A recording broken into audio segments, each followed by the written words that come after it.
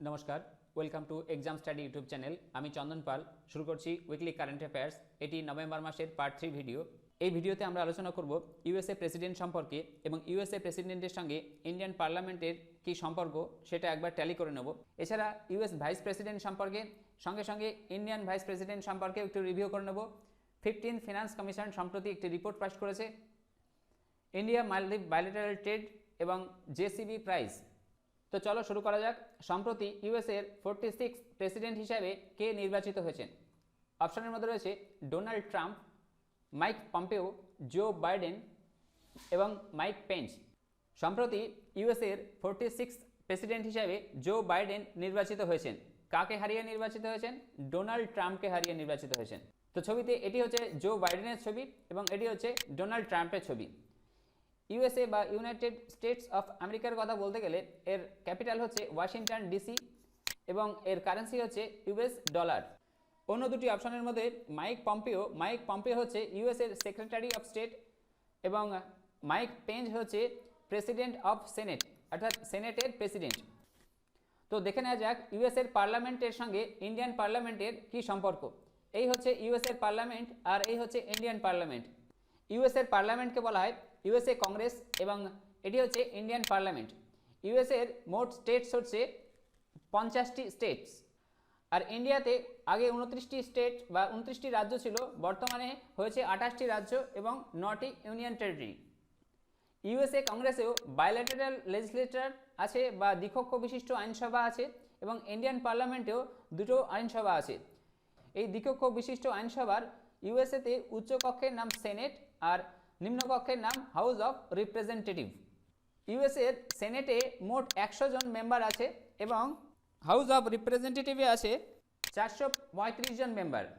আর ভারতের পার্লামেন্টের রাজ্যসভাতে আছে 245 জন মেম্বার এবং লোকসভাতে আছে 552 জন মেম্বার। ইউএসএ পার্লামেন্টে যে প্রধান দুটি দল বা প্রধান দুটি পার্টি রয়েছে তার মধ্যে রয়েছে ডেমোক্রেটিক পার্টি এবং রিপাবলিক পার্টি। আর ইন্ডিয়াতে যে দুটি প্রধান দল বা প্রধান দুটি পার্টি রয়েছে তার মধ্যে রয়েছে এনডিএ আর UPA. NDA for national democratic alliance আর UPA for united progressive alliance. ইউএসএর ডেমোক্রেটিক পার্টির সিম্বল হচ্ছে গাধা আর রিপাবলিক পার্টির সিম্বল হচ্ছে হাতি। ইউএসএর প্রেসিডেন্সিয়াল টার্ম হচ্ছে 4 ইয়ার অর্থাৎ 4 বছর এবং রিনিউয়েবল ওয়ান্স অর্থাৎ এটি একবার রিনিউয়েবল হয়। অর্থাৎ ইউএসএ প্রেসিডেন্ট টোটাল দুটো টার্ম প্রেসিডেন্ট হতে পারে। আর ইন্ডিয়ান প্রেসিডেন্ট হতে গেলে ইন্ডিয়ান প্রেসিডেন্টের টাইম হচ্ছে 5 বছর আর এটি একের বেশিবার হওয়া যায়। আচ্ছা, ইউএসএ প্রেসিডেন্ট হতে গেলে তাকে 35 বছর বয়স হতে হয়, সেই সঙ্গে ইন্ডিয়ান প্রেসিডেন্ট হতে গেলেও তাকে 35 বছর বয়স হতে হয়। সেই সঙ্গে ইউএস প্রেসিডেন্ট হতে গেলে must be natural born citizen, অর্থাৎ ইউএসএতে আপনাকে ন্যাচারালি বর্ন হতে হবে, ন্যাচারালি জন্মগ্রহণ করতে হবে, স্বাভাবিকভাবে জন্মগ্রহণ করতে হবে। ইন্ডিয়ান প্রেসিডেন্ট হতে গেলে কেবলমাত্র ইন্ডিয়ান রেসিডেন্ট হলেই হবে, অর্থাৎ আপনি অন্য দেশ থেকে ইন্ডিয়ান রেসিডেন্ট নিলেন এবং সেখানে আপনি ইন্ডিয়ান প্রেসিডেন্টের ক্যান্ডিডেট হিসেবে দাঁড়াতে পারেন। তো যেহেতু আমরা ইউএসএ প্রেসিডেন্টের সঙ্গে ইন্ডিয়ান প্রেসিডেন্ট এবং ইউএসএ পার্লামেন্টের সঙ্গে ইন্ডিয়ান পার্লামেন্টের একটা তুলনা করছিলাম, তো দেখে নিই আমাদের father of Indian constitution B.R.. Ambedkar USA থেকে কোন কোন ফিচার্স এনেছিলেন এবং আমাদের ইন্ডিয়ান কনস্টিটিউশনে সংযুক্ত করেছিলেন। তার মধ্যে রয়েছে প্রেরাম্বল বা সংবিধানের মুখপাদ্য যাকে বলা হয়, ফান্ডামেন্টাল রাইটস এটি আর্টিকেল 12 থেকে 32, supreme court, removal from supreme court and high court justice, supreme court এবং হাইকোর্টের জাস্টিসের রিমুভালের পদ্ধতি, vice president x officio chairman of Rajya Sabha এটি আর্টিকেল 64-এ আছে। এছাড়াও রিটেন কনস্টিটিউশন এবং প্রেসিডেন্ট হলো supreme commander for all arm force. চলে আসছি পরবর্তী কোশ্চেনে। সম্প্রতি ইউএসএর ভাইস প্রেসিডেন্ট হিসাবে কে নির্বাচিত হয়েছেন? অপশনের মধ্যে রয়েছে প্রমিলা জয়পাল, কমলা হ্যারিস, মাইক পেঞ্জ, তরণজিৎ সিং সিন্ধু। সম্প্রতি কমলা হ্যারিস ইউএসএর ভাইস প্রেসিডেন্ট হিসাবে নির্বাচিত হয়েছেন। ছবিতে হচ্ছে এই হচ্ছে কমলা হ্যারিস আর ইনি হচ্ছে ইন্ডো আফ্রিকান আমেরিকান, অর্থাৎ জন্মসূত্রে ইনি হচ্ছেন আমেরিকান আর এনার মা ছিলেন ইন্ডিয়ান আর বাবা ছিলেন আফ্রিকান। তো সেই হিসাবে দেখতে গেলে 3টি রেসিডেন্ট ইন্ডো আফ্রিকান আমেরিকান কমলা হ্যারিস। তো দেখে নেওয়া যাক ইউএসএর ভাইস প্রেসিডেন্টের সঙ্গে ইন্ডিয়ান ভাইস প্রেসিডেন্ট আমরা একটু কোরিলেট করে পড়ি। তো ইউএস এর ভাইস প্রেসিডেন্ট থেকেই ইন্ডিয়ান ভাইস প্রেসিডেন্ট আমাদের বি.আর. আম্বেদকর নিয়ে এসেছিলেন। তো ভাইস প্রেসিডেন্ট অফ ইন্ডিয়ার এই হচ্ছে আমাদের ভাইস প্রেসিডেন্ট, ইনি হচ্ছেন এম ভেঙ্কাইয়া নাইডু। আর এই মডেল অফ পোস্টটি নিয়ে আসা হয়েছে ইউএস এর কনস্টিটিউশন থেকে। আমাদের ভাইস প্রেসিডেন্ট হচ্ছে second highest office of the country, অর্থাৎ দ্বিতীয় নাগরিক। ফার্স্ট সিটিজেন বলা হয় প্রেসিডেন্টকে। আর ভাইস প্রেসিডেন্ট এটি আসে আমাদের আর্টিকেল 63 থেকে 71 ভাইস প্রেসিডেন্ট সম্পর্কে আলোচনা করা হয়েছে। ভাইস প্রেসিডেন্ট রাজ্যসভার এক্স অফিসিও হিসাবে সম্মানিত হন। আর ভাইস প্রেসিডেন্টের টার্মস হচ্ছে 5 ইয়ার্স, অর্থাৎ 5 বছর। কিন্তু আমাদের ভাইস প্রেসিডেন্ট 5 বছরের বেশিও থাকতে পারে যতক্ষণ পর্যন্ত তার সাকসেসর না আসে। তো তোমরা বলতেই পারো রাজ্যসভার মেম্বারদের টাইমস হচ্ছে 6 বছর, কিন্তু ভাইস প্রেসিডেন্ট হিসাবে তার টাইম 5 বছর হবে। এটা একটা কন্ট্রোভার্সির ব্যাপার। কিন্তু ভাইস প্রেসিডেন্ট এখানে যতক্ষণ পর্যন্ত তার সাকসেসর না আসবে, সে 6 বছর হতে পারে বা 7 বছর হতে পারে, ততদিন পর্যন্ত তিনি ভাইস প্রেসিডেন্ট থাকবে। এখানে কোনো নির্দিষ্ট টাইম নেই, অ্যাট অ্যাবাউট 5 ইয়ার্স ছাড়া, নর্মালি 5 ইয়ার্স।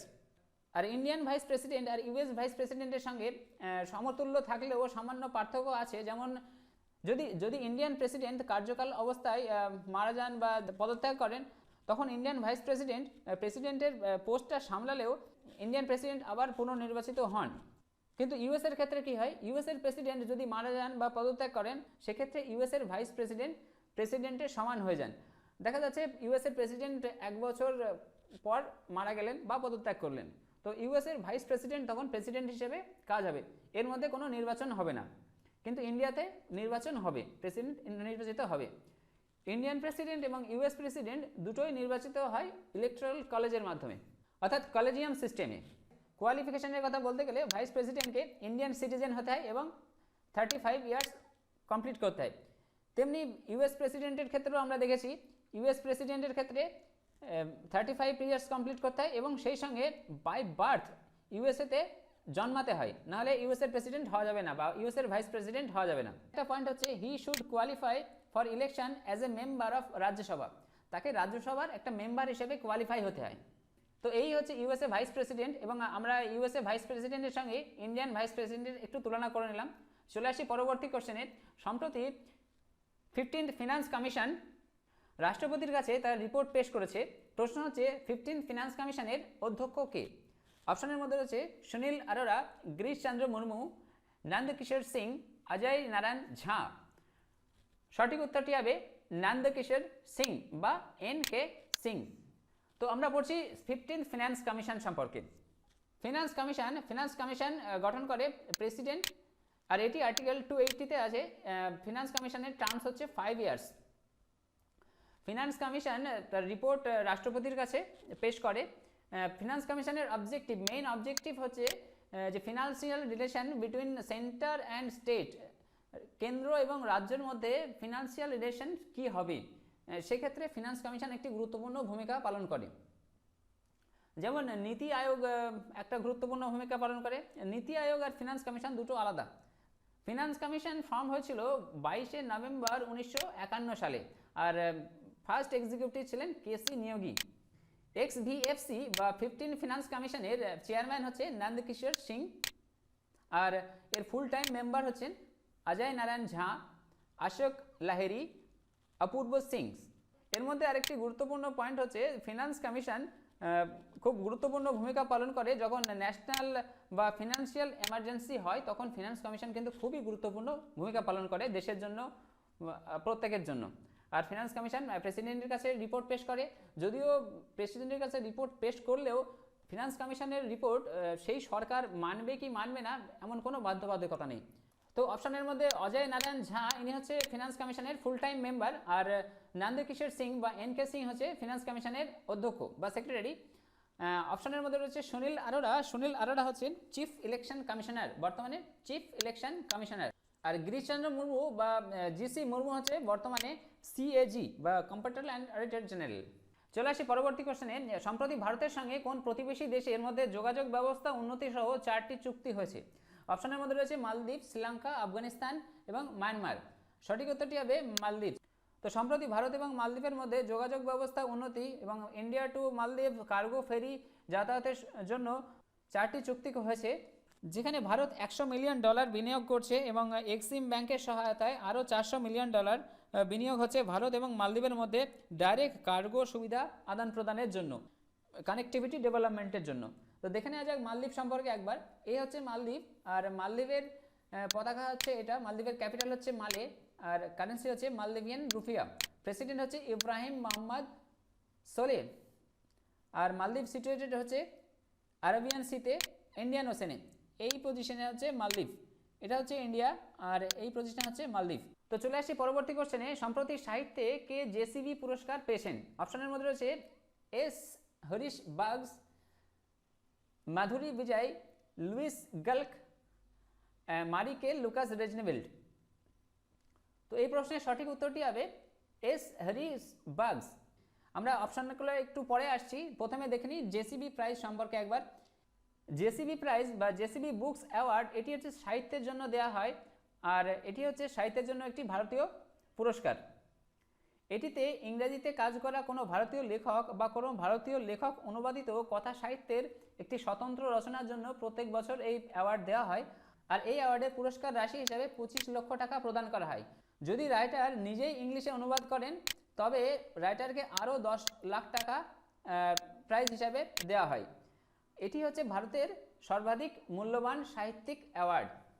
তো এই হচ্ছে আজকের কারেন্ট অ্যাফেয়ার্স। আসলে আমি এই এপিসোডে কারেন্ট অ্যাফেয়ার্স কমই নিয়ে এসেছি এবং কারেন্ট অ্যাফেয়ার্সের সঙ্গে জিএস বা জেনারেল নলেজের পেপারটাকে একটু বাড়াতে চেয়েছি, আর এক্ষেত্রে আমি থাম্বনেইলটা চেঞ্জ করেছি। প্রত্যেককে অসংখ্য ধন্যবাদ এক্সাম স্টাডির পক্ষ থেকে, থ্যাংক ইউ।